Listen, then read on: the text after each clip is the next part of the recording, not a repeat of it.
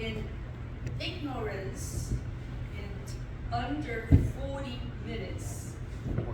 4 lessons in ignorance in under 40 minutes. Jess right.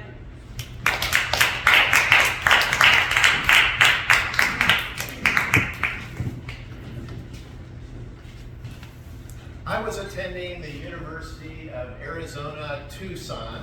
I was 23, and I got a call from my parents in Omaha, Nebraska. They said, Jess, your brother, it was my younger brother, he said, Jim is in Indianapolis in the hospital.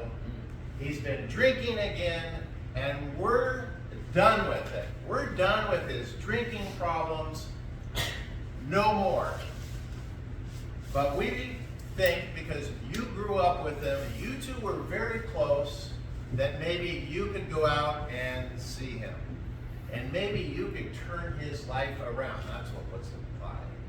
And I said, absolutely. Road trip, see my brother, no problem. I flew to Omaha, Nebraska, met with my parents, and the next day, before I started driving, they said, by the way, we have a contact for you in Indianapolis. Here's his name, here's his address, here's his phone number, and by the way, he's black.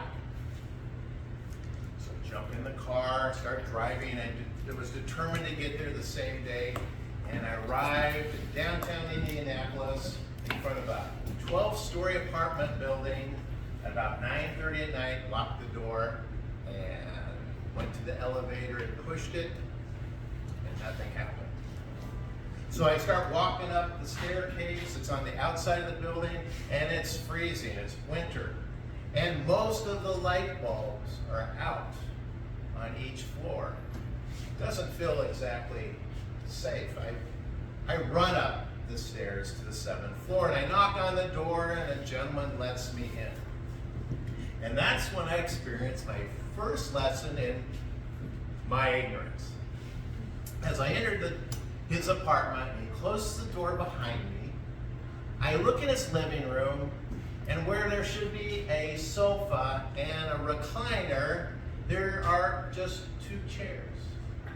And the walls are bare, no pictures. There's no TV. There's no coffee table, just a remnant of a piece of carpet on the floor and a TV dinner tray so you can eat. There is nothing in the kitchen. There's no kitchen table, no kitchen chairs.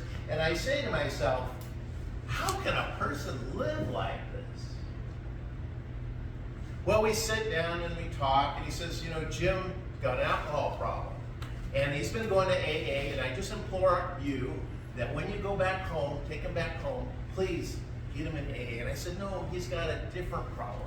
It's more serious. He's mentally ill. He hears voices all the time, not your and I voices, but voices from everywhere. And he drinks and he does drugs to try to tamp down all that noise that's coming in his head. Well, he didn't buy that, and it's not my place there to convince him otherwise. So at that point, I experienced my second lesson in ignorance.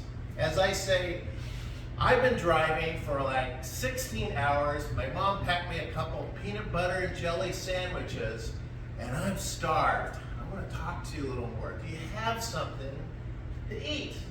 And so, for some reason, I guess no furniture, we both walk to his refrigerator, and he opens the refrigerator, and a light comes out, and there's nothing in his refrigerator.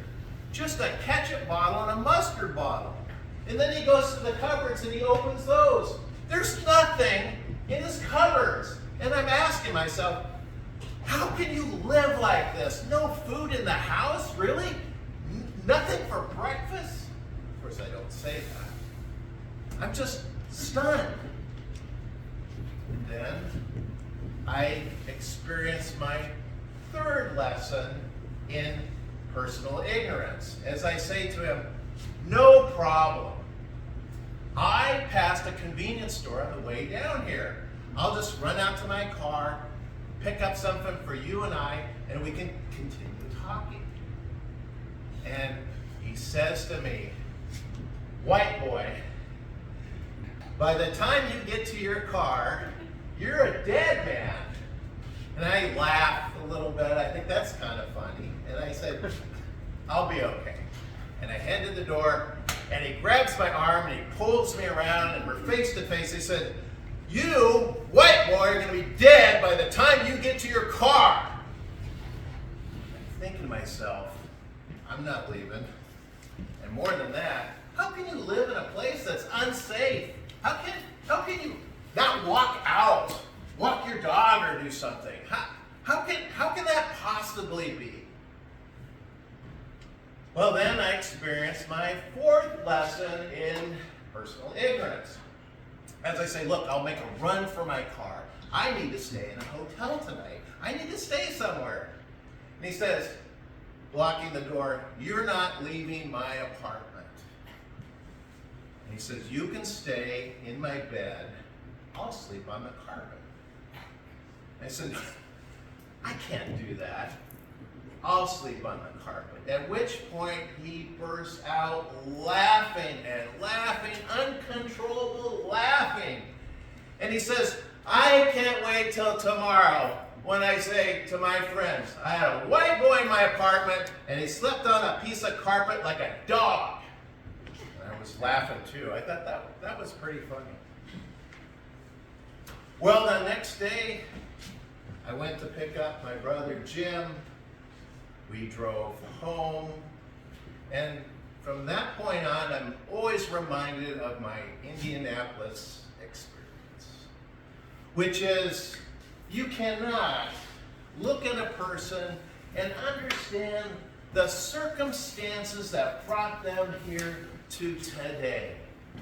All you can do is respect and love every individual you meet.